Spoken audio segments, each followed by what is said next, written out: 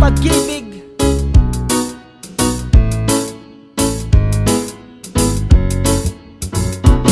Sa bawat buhay ng tao'y merong pag-ibig na nakahimlay, at ang tanging dapat mo lang gawin sa akin sumabay. Halika nang gisingin natin ang tulog mong diwa, ibaba mo ang armas at sandatang nakakahiwa. Sa pagkakataong ito, hari aking opinyon, layunin ko'y magkaisa lahat ng relihiyon. Bilyon ng tao sa mundo kung ating tutuusin, bawat tao ay may buhay na pwede ring tumusin ng Diyos. Ano mang oras ng daman o hindi, madadaig mo ba si Kristo sa kanyang pagtitimpi? Habang basa ng krus at ipinakong walang laban, mahal ka ng Diyos, hindi mo lang to nalalaman.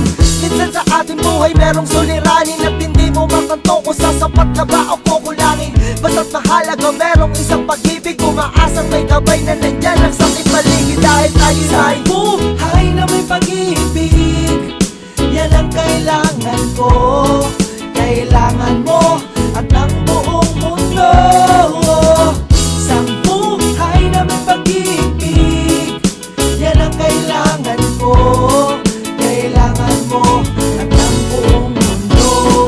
Ako'y nabuhay sa mundong hindi inabot ang ama, at inasa ang lahat sa aking nag-iisang ina. Ang mayakap siya't pasalamatan, gusto ko pa sana nang hindi hinahangad sa aking nakala ang pamana. Ngunit ako'y naligaw kay haba na nasungay, sa tuwing kakausapin niya ko mata ko'y mapungay. Pinili kong daan iba sa karaniwang bata, impernong itinuri mas matindi pa yata.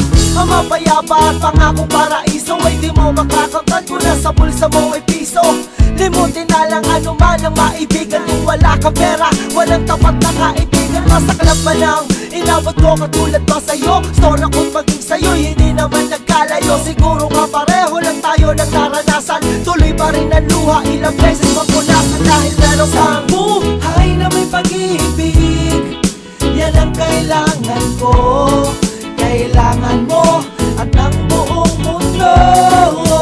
Isang buhay na may pag-ibig, yan ang kailangan ko, kailangan mo at ang buong mundo. Dumalaw sa mga kaibigan para matulungan sila na maibsan ang kalungkutan sa kulungan. Yan ang aking gawain dati kung alam nyo, sa piling ng mga kasama kong nakabilanggo. Sa mga kasama kong nasalaya na may atraso, lihim na kong mamuhay at pinilang na retaso.